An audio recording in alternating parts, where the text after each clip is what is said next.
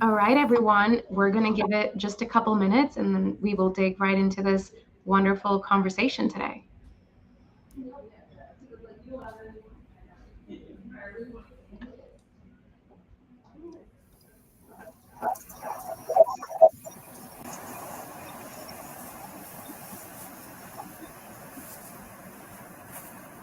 Typically, I give until 3:02 Eastern to give people time to log on, and then we jump right in.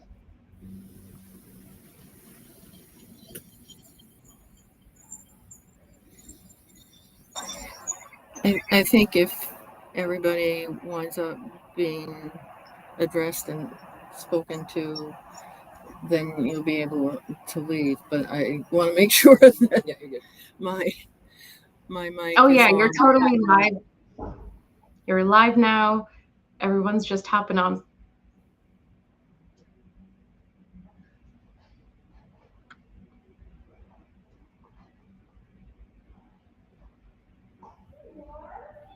Amazing. Let's go ahead and dive right in. I am so excited to bring this conversation to everyone that's joining us today, especially in this particular month with three women authors. I'm so excited to introduce our first author today. I'm joined today by Erin. Erin is a strategist, designer, and registered architect who believes design is a process of engaging with problems, opportunities, hopes, and ideas. As a founder and principal of Matter, a design build firm, she creates solutions spanning brand and digital experiences to the built environment, working to produce meaningful, generative designs that redefine craft in contemporary practice. She is also the co founder of Out of Architecture, a career resource network and advising agency, and co author of Out of Architecture, The Value of Architects Beyond Traditional Practice, that was published by Routledge in 2022. Welcome, Erin. Where are you calling from? Thank you so much for such a lovely intro. I am calling from my office in New Jersey at the New Jersey Institute of Technology. Amazing. It's an honor to have you on this call. Um, Next up, we have Linda. Linda is a professor of architecture at the University of Michigan's Tubman College, specializing in design methods, environmental meaning, place theory, and gender issues in the architecture education. Her research has significantly influenced design studies and has been featured in major media outlets, earning her the Sarah Goddard Power Award in 1998. She teaches both the doctoral and the Masters of Architecture program, focusing on research design and methods. She has served on approximately 60 dissertation committees and co authored Architectural Research Methods, published by Wiley in 2013, which has been translated to Chinese and Persian, if I understand accurately. Welcome, Linda. Where are you calling from? Thank you. I'm calling from Ann Arbor, um, and I'm looking forward to having a good conversation with all of you. That's amazing. And lastly, I'll introduce you all to me. Since you probably don't know me, we haven't met before. I'm Sandeep. I'm one of the co-founders and CEO of Cove, the leading vertical AI services company for building design dedicated to transforming architecture for sustainable future. Um, I've of course had the honor of being Inc. Top 100 Women CEOs, Forbes 30 Under 30, and many more. And most recently, I added my first book to my list of accolades that I'm extremely proud of. It's called Build Like It's the End of the World, a practical guide to decarbonizing architecture, engineering, and construction. So the thing about this particular panel is that not only are we all women in the AEC space, we're all authors. So maybe we'll kick it off a little bit where you can tell us a little bit about the book that you've written. Erin, maybe we'll start with you. Sure, no, that's great. I mean, it's an amazing panel you've assembled here, and I'm really happy to be a part of it. The book we put together or we released in 2022 was mainly a function of the work we've done at Out of Architecture, just working with architects from early careers, so students still in school to folks who are upwards of, actually, our oldest client was 50 years into his career, in trying to think of all the ways that architects can have value outside of traditional practice. Through that work, however, which is highly personal and really one-on-one and often, covered under NDA, right? A lot of work that we do with clients is protected for good reason.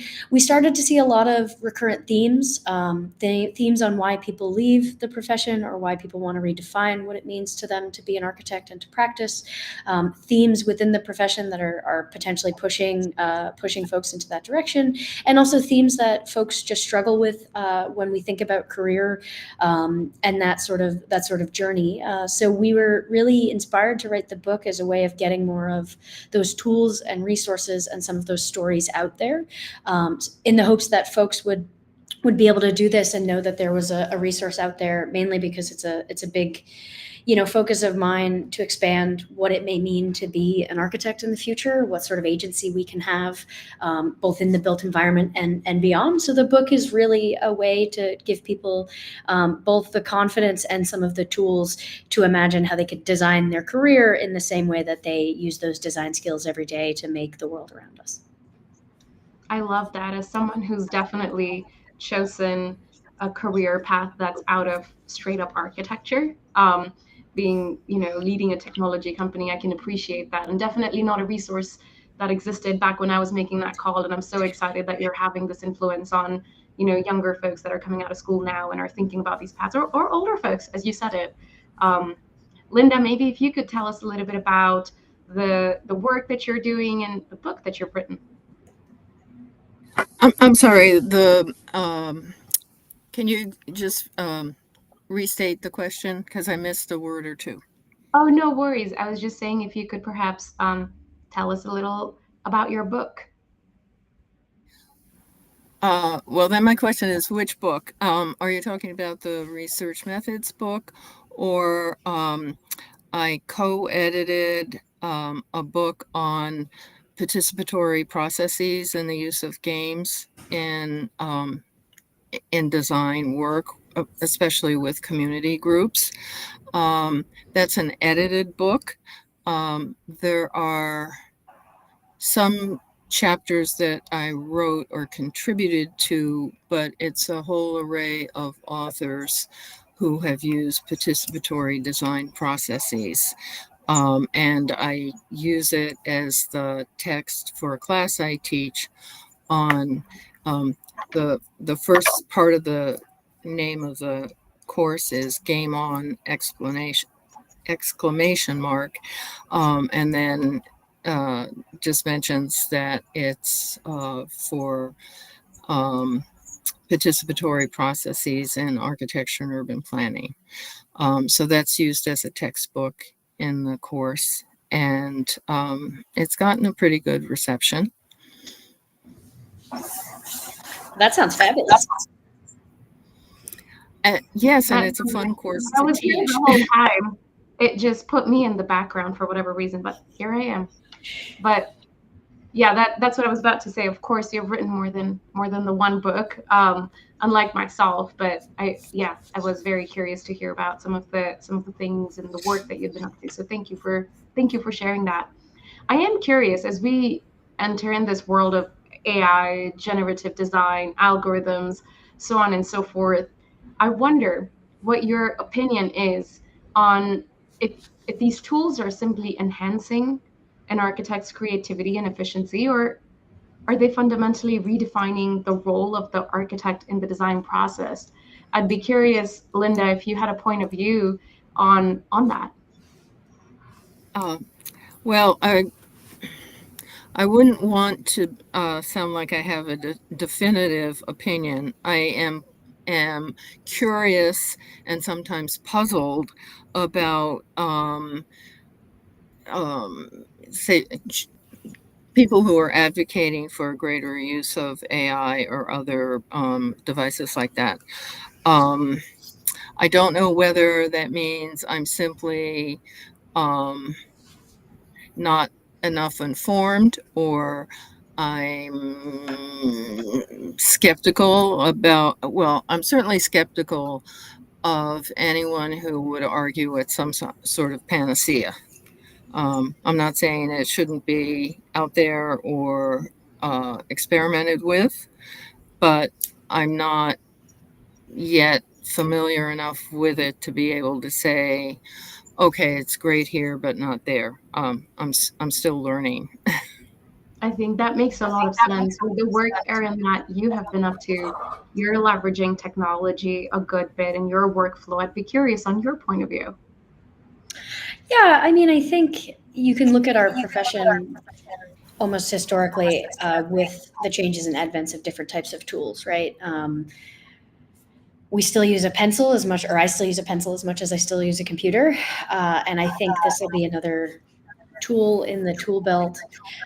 My hope is that it starts to make practices and even, let's say, construction practices, so not just design and services, but actual implementation, to be more efficient, just because I think the profession and the folks who participate in that labor would really greatly benefit from that. But I'm I'm not necessarily a complete techno optimist, but I'm also not a fatalist in the sense that, I don't think that we are near this idea that we can replace the way humans think. Forget architects even at this point, but the computer can't necessarily think. It can collect all of the thoughts that have ever been articulated and try to come to a deducted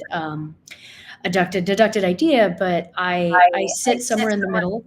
I embrace it as a tool, but as someone who also builds things, I have a lot of tools in the belt, right? So I've embraced it. We've certainly seen it to be very useful in certain instances and to also be incredibly limiting in other instances. So I sit here willing to embrace it, but skeptical of whether or not it's going to be such a massive game changer. But I'm willing to be wrong.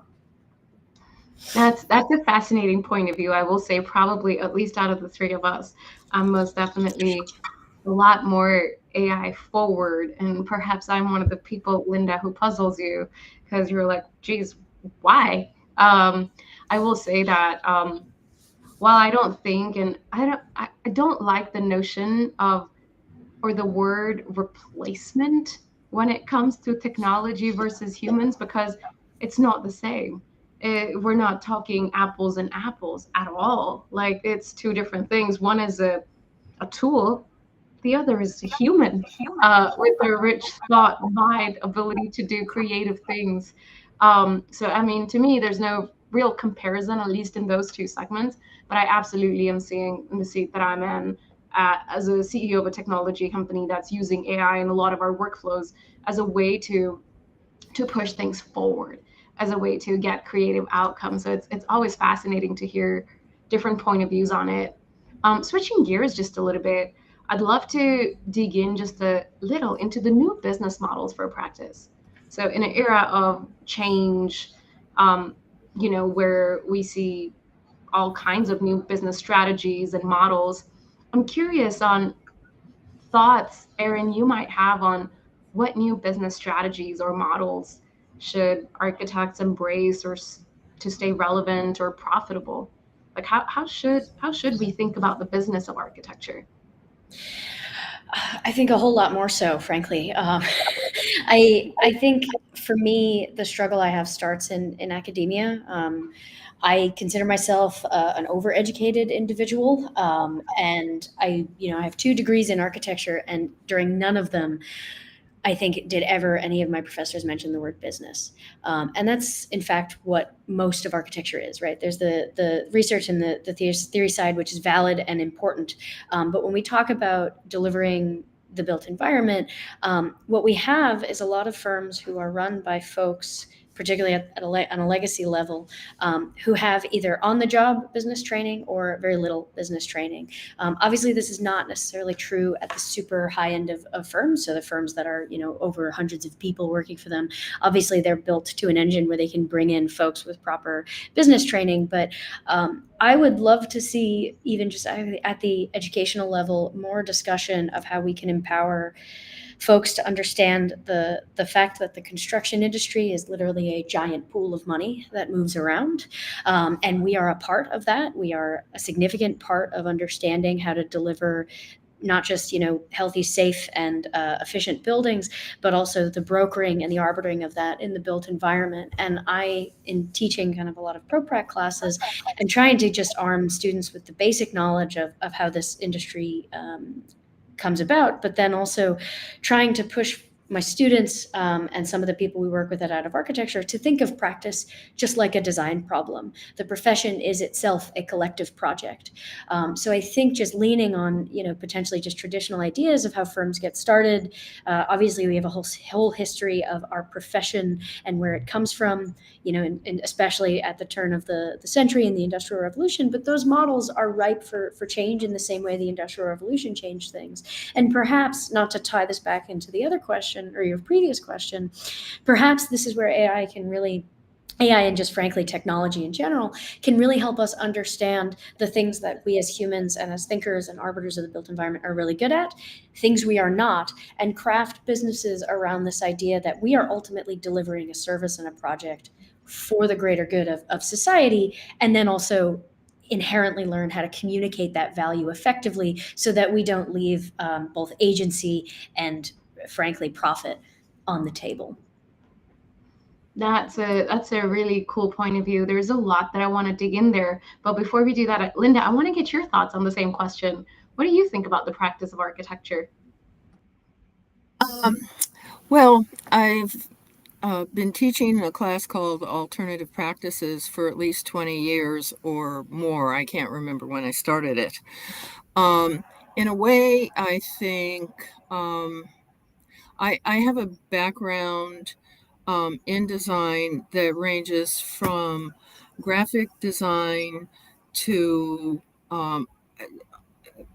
major responsibilities on a very large IBM project that, in retrospect, having just finished an MFA, not even an MArch degree, I was hired in part because I'd already published an article in an architecture magazine about the political movement I was part of, called People's Architecture, and an effort to limit the amount of teardown projects and maintaining a neighborhood environment.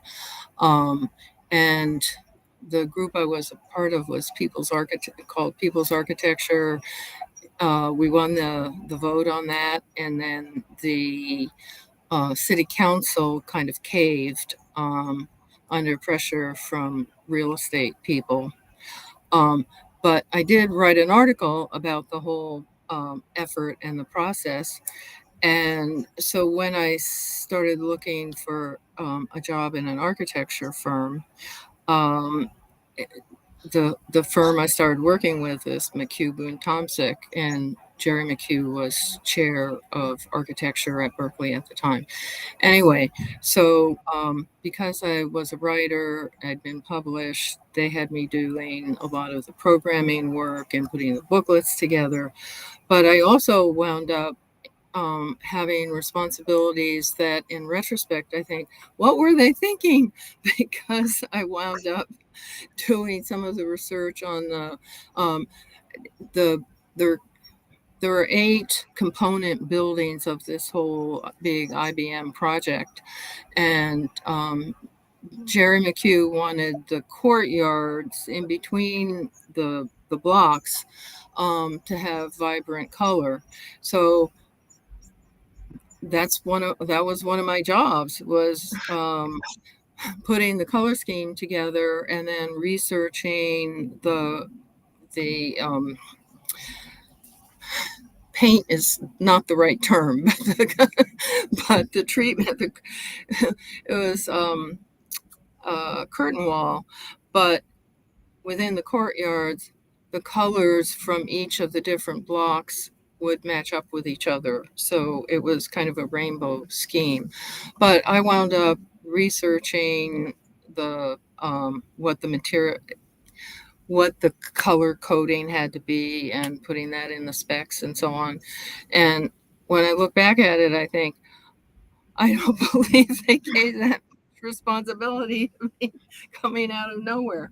Um, but anyway, it wound up being an award-winning project, and also there was a component of research which wound up um, kicking me into asking questions like, okay, if the occupants of the office are getting the reverberating color through the window, is that a plus or a minus?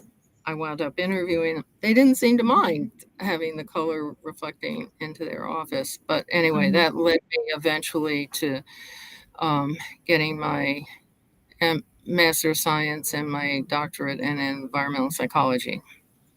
That is a very, very fascinating story and a very fascinating journey.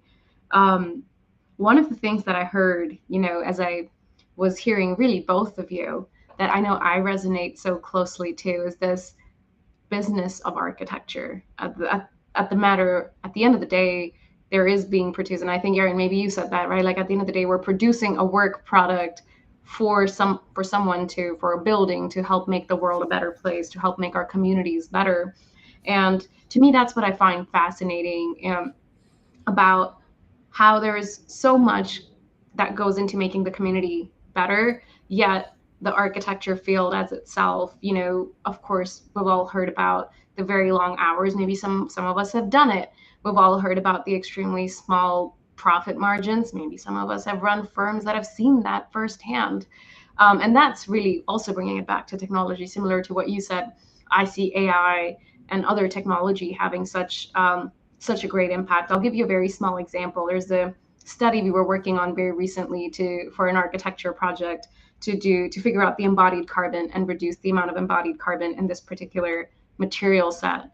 A study that would have once taken our like our PhD in embodied carbon, I don't know, like 40 hours or 50 hours a given week. We collaborated with our software team in house to automate a good bit of that process, add AI to the bit of that process. So when she did it still, and I find the key being that it was still that experienced doctorate in embodied carbon who did the study, but she was able to then do it in 4 hours versus 40, and look at the outputs and be like, yep, this checks out. Yep, this makes sense. And I think that's the synergy, at least, that gets me excited about the business of architecture evolving, perhaps with technology.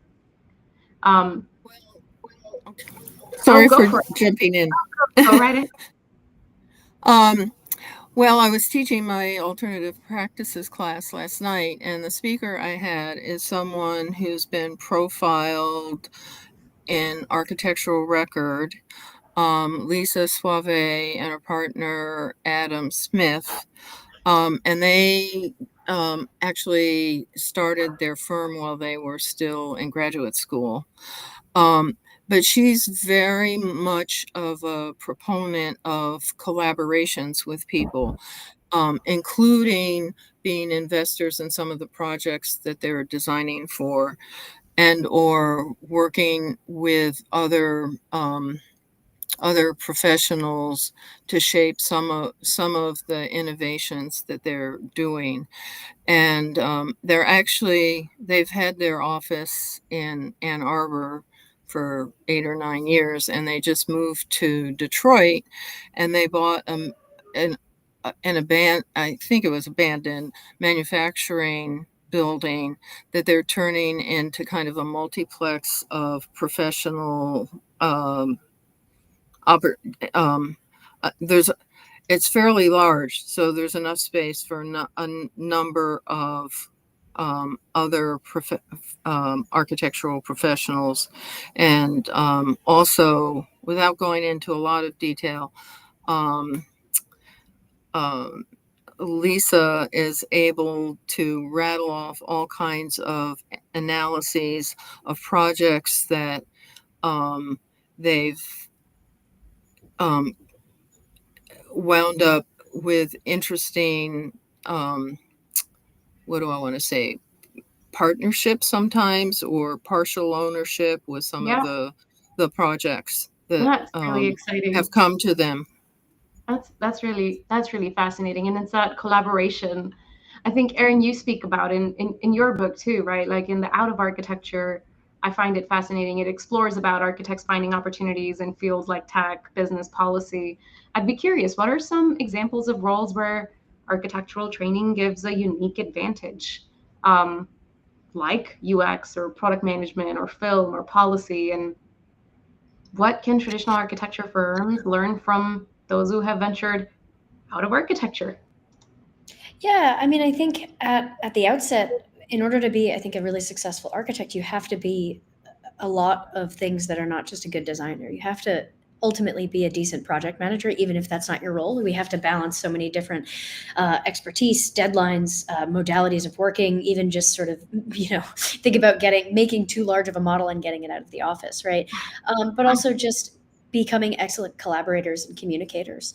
I think some of the best architects are the ones that can take these really abstract or very complex ideas and distill them and communicate them in a way that can rally at a community meeting, or make a zoning board understand, or make a legitimate and clear argument, even when, and most often in the built environment, these problems are complex and not so straightforward. But the ability to appropriately communicate is one of the sort of superpowers of I think of really successful architects, whether or not they actually end up becoming architects out of school or not, right?